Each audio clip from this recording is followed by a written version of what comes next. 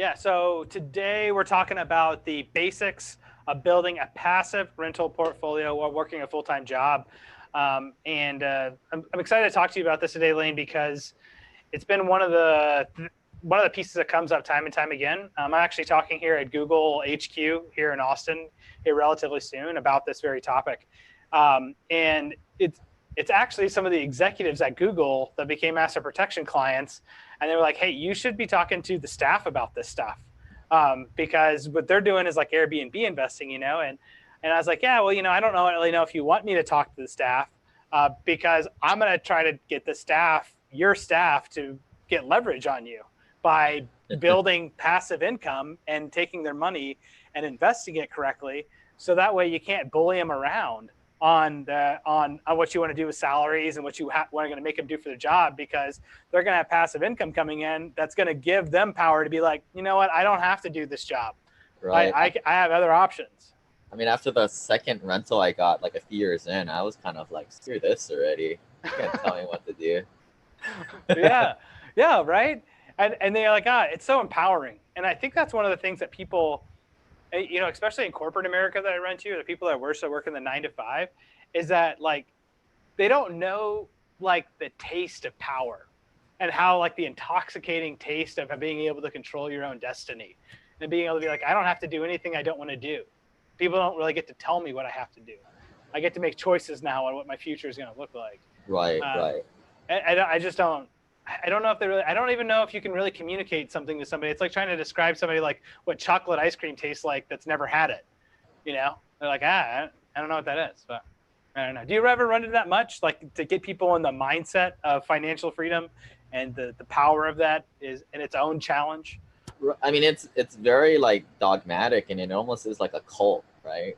I mean, you pick up a few rentals and you see the light at the end of the tunnel, and you're like, this 9 to 5 W2 401k mutual fund stuff is just a way. It was an engineered ploy to keep us all employed and working at these jobs forever.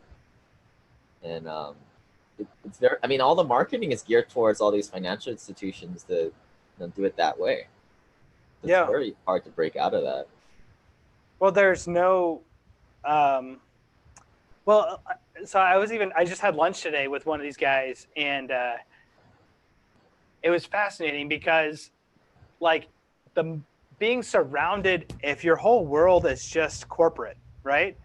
Then even though he has experience with what the passive income is with his Airbnb rentals, in the lunch we were having, he kept going back and forth. I'm really unhappy with my job, and I really don't like the direction this is going, and I don't really like a lot of stuff that's happening right now. And he'd go back and forth between that and the excitement of going and doing his Airbnb rentals, and then immediately flip back. So like the brainwashing like works in two different ways, like it'll both keep you trapped, and if you can go to the other side, like the light side, then it can also bring you to freedom. But you have to be careful, and if you're caught in between, like it renders like this indecision, and confusion for people is what I see. Right. I mean, the biggest thing I'd say is like just take inventory of your peer group.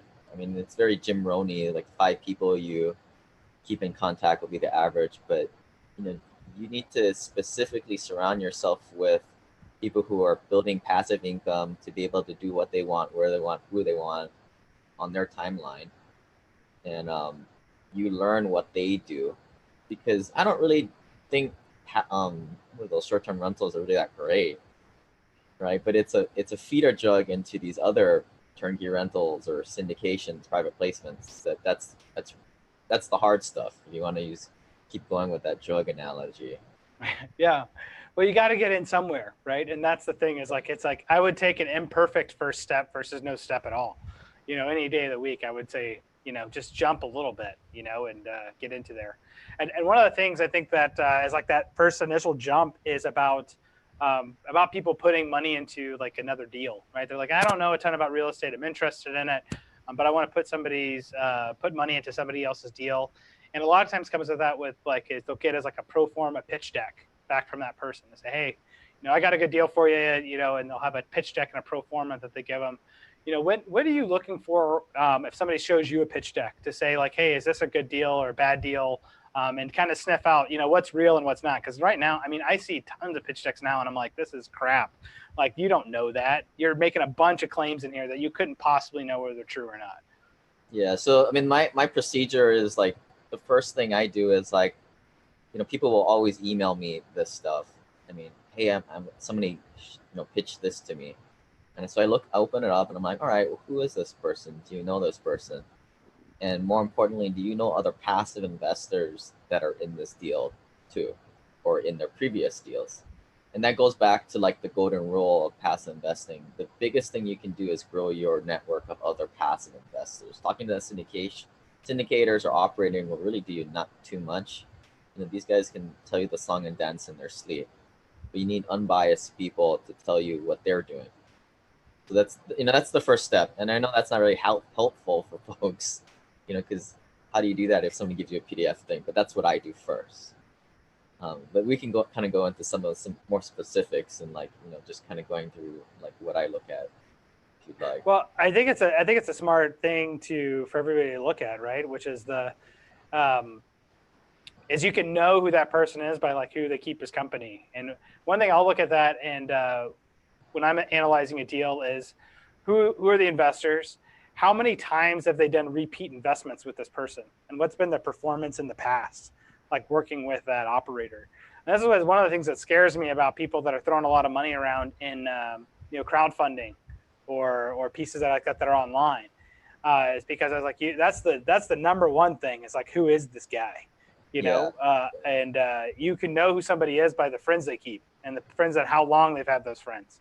Right. And that doesn't by any means guarantee it's a good investment. I've still seen people lose money where somebody that they knew super well, really real vetted, great deal, great. I mean, because just sometimes deals go bad, but you'll lose money a lot more frequently with somebody else when it's you and everybody else at that table that's all looking to invest in a deal are all brand new people. And that's a huge red flag for me. Right. I mean, maybe we can talk about crowdfunding a little bit. I mean, I'm not a fan of crowdfunding websites at all. I mean, they don't vet the deals, and a lot of times it's the people that go to those crowdfunding websites, the operators, they just can't raise the money on their own. That's why they're going to one of those websites. How do I know this? Because, well, we've tried to use them, and they charge an arm and a leg to raise capital, and a lot of times you don't get the contact lists from that broker dealer. So, this real estate's a referral business that grows exponentially, right? Social capital is probably one of the biggest wonders of the world, how that grows. If you can get a list of happy clients, that propels your business in the future if you're doing a legitimate business. So a lot of these crowdfunding websites, they'll mask that list from the operators so they never get it. So that's the second reason why other than the cost, why it doesn't make any sense. So who are the people doing it?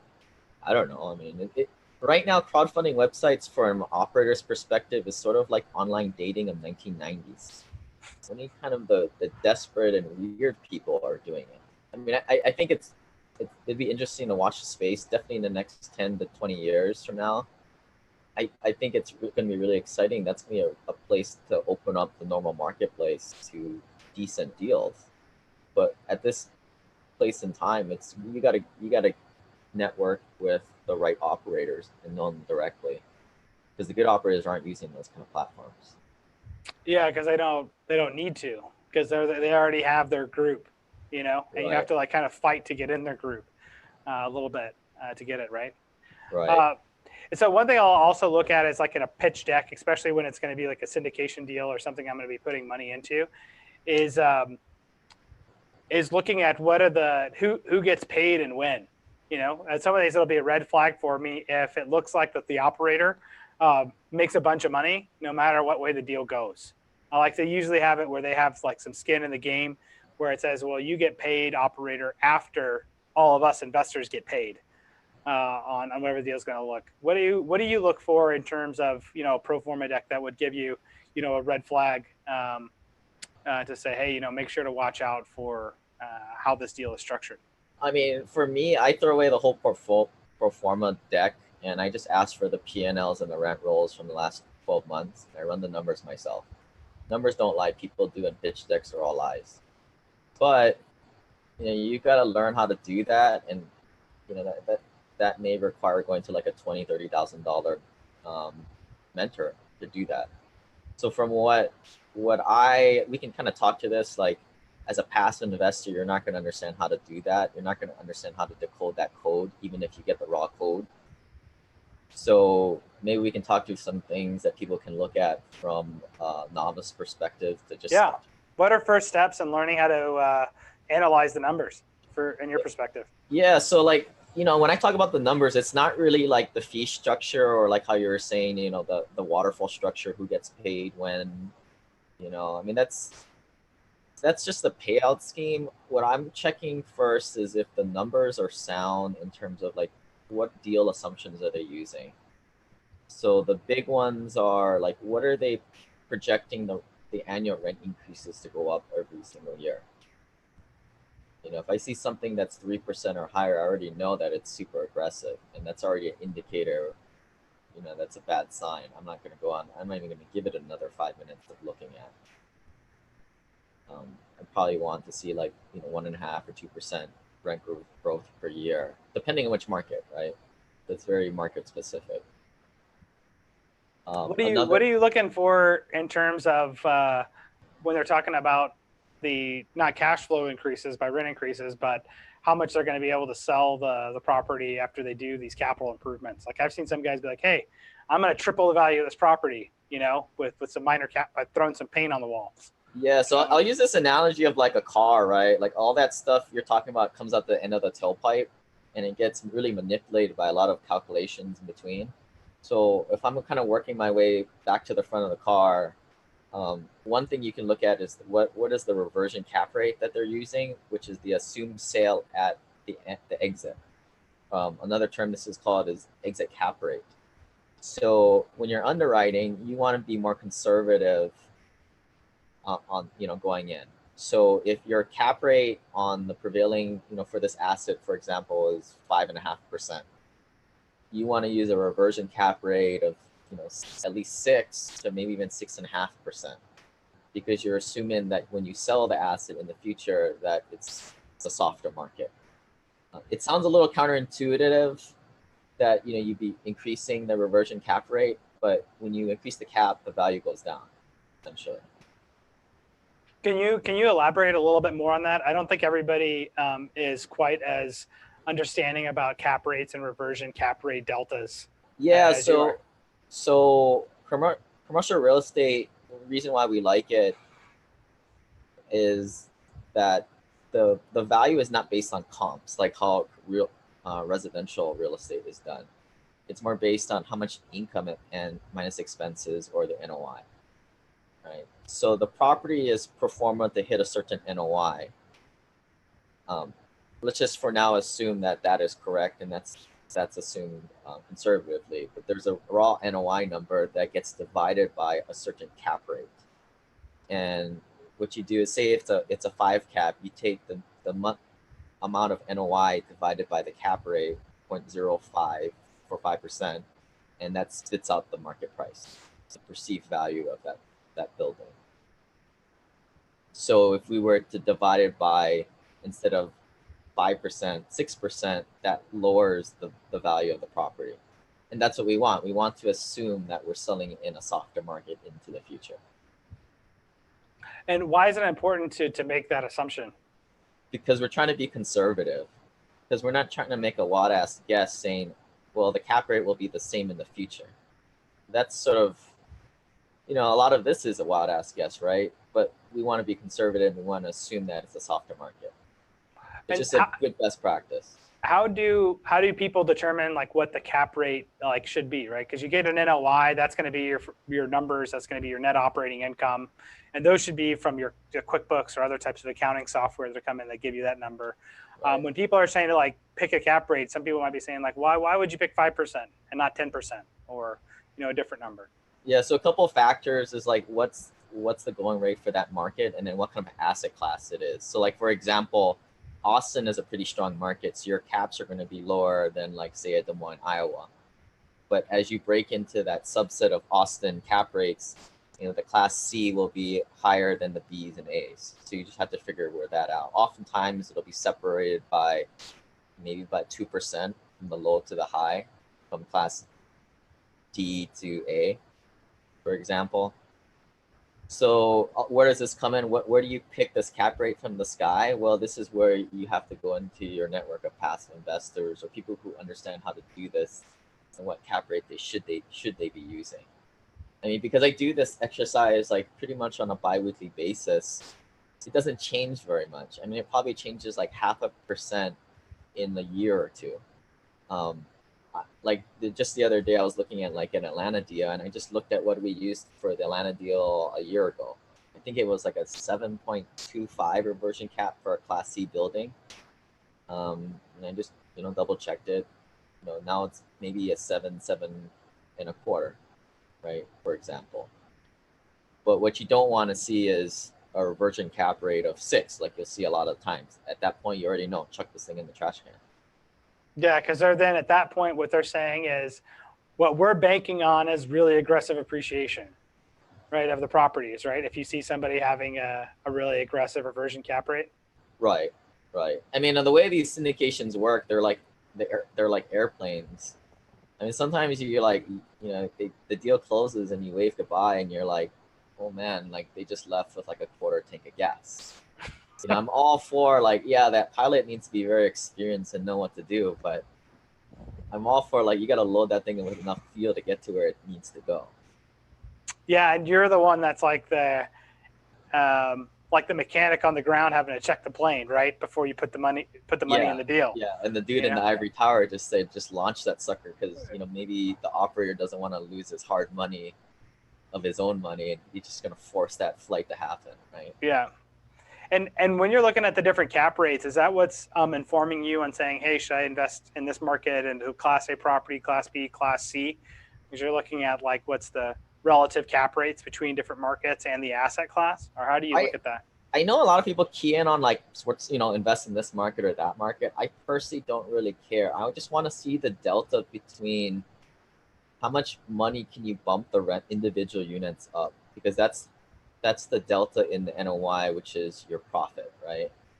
But I'll caveat that obviously you want to be in a place where the market is trending in your direction too.